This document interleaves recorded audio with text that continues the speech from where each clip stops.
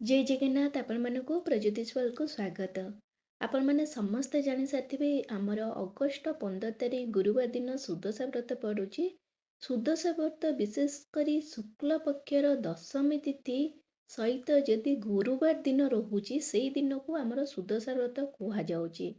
तो देखु आमर जोटा अच्छी अगस्ट 15 तारीख से दिन श्रावण मास शुक्ल पक्षर दशमी तिथि सहित गुरुवार तिथि जोग होइकिना रही से दिन को सुदशा व्रत भाव ग्रहण करा जाउची।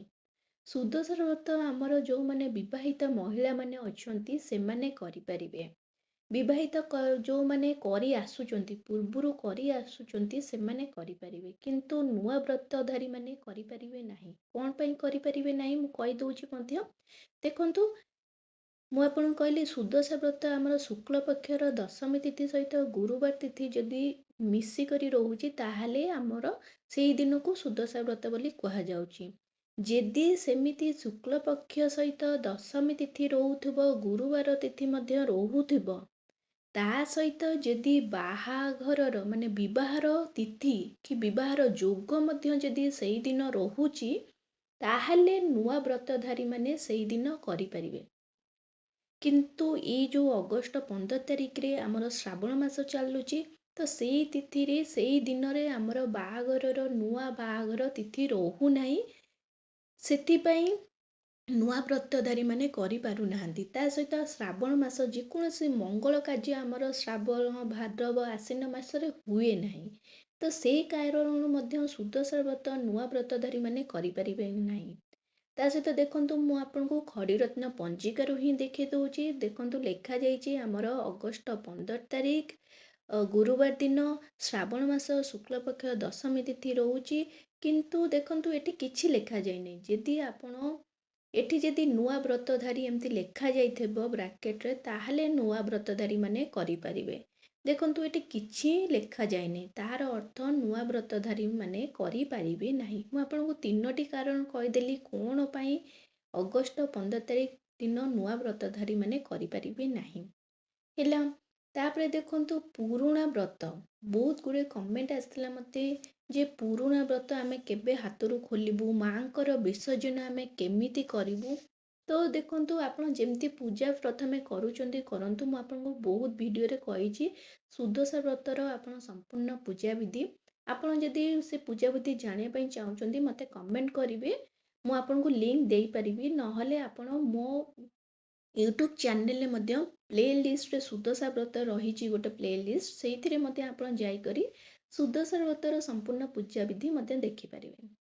एवं नेक्स्ट रहा पुरुणा जो व्रत आपण बांधुचंती तो नुआ व्रत आपण गुरुवार दिन बांधिले तो नुआ व्रत सहित पुरुणा व्रत आपण से दिन खोलिबे नै। सेमती पुरुणा व्रत रही हाथ रे ता उपरे आपण सही पाखरे नुआ व्रत बांधिबे। ठीक अछि। ता पर दिन माने शुक्रवार दिन आपण भल भाव निजर नित्यकर्म सारिबे, गाधे गाधे सारिबे, भगवानकर मांकर पूजा करिबे। पूजा कर सारा पर आपण कौन करेंगे जो पुरुणा व्रत पिंधि थे से पुरुणा व्रत को आपण कौन करेंगे खोलिकी आपण गोटे भल स्थान रे जोठी आपण सर्वदा पुरुणा व्रत सब रखी आसुचंती जेमिति आपणकर काठर बाक्स हो कि काठर पेड़ी हो नहले पितलर हो नहले आपण जेकोसी बाक्स रखुचंती कि जेमिति रखुचंती तो आपण सेठी पुरुणा व्रत शुक्रवार दिन हाथरू खोलिकी रखिबे। भूल करी गुरुवार दिन आपण पुरुणा व्रत केबे भी हाथरू खोलिबे नहीं। आउ शुक्रवार दिन जहाँ भी खोलुचंदे पुरुणा व्रत जो खोलिबे तो से दिन आपण कौन करिवे पूजा शेष कर सारा परे आपण खोलिबे। घरर पूजा शेष कर सारा परे खोलिबे, ता पूर्वरु खोलिबे नहीं। ठीक अछि। एबे देखंतु ता सहित कमेंट आसला जे मांकर विसर्जन आमे केमिति करबा। देखो तो आपण तो पूजा कर देले तो मां को आमे विसर्जन केमिति करा। देखंतु मांकर जेतेले विसर्जन करा जे आपण संध्या पूर्वरु विसर्जन कर परिबे। ठीक अछि। म आपण कहि दोची माने गुरुवार दिन आपण संध्या पूर्वरु विसर्जन पणा भोग करी विसर्जन कर परिबे। नहले आपण दिन बेला जो अपराह्न समय आपण जो मंडा पिठार भोग दउचंती कि केते जण खीरी खेचुडी पणा तो ये भोग दउचंती तो से समय मध्ये आपण विसर्जन कर परिबे। सेटा आपणकर निष्पत्ति आपण केते बेले विसर्जन करचंती।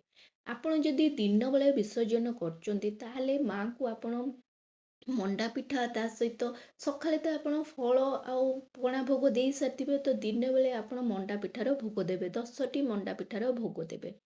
ତ ଯଦି ତା ସହିତ ଆପଣ କ୍ଷୀରି ଖେଚୁଡ଼ି କରୁଛନ୍ତି ମଧ୍ୟ, ସେଇଟା ଆପଣଙ୍କ ଉପରେ ନିର୍ଭର କରେ ମାଆଙ୍କୁ କ'ଣ ଦେବେ, ଅର୍ପଣ କରିବେ, ମାଆଙ୍କୁ କ'ଣ ନୈବେଦ୍ୟ ଦେବେ, ସେଇଟା ଆପଣଙ୍କ ଉପରେ ଡିପେଣ୍ଡ କରୁଛି।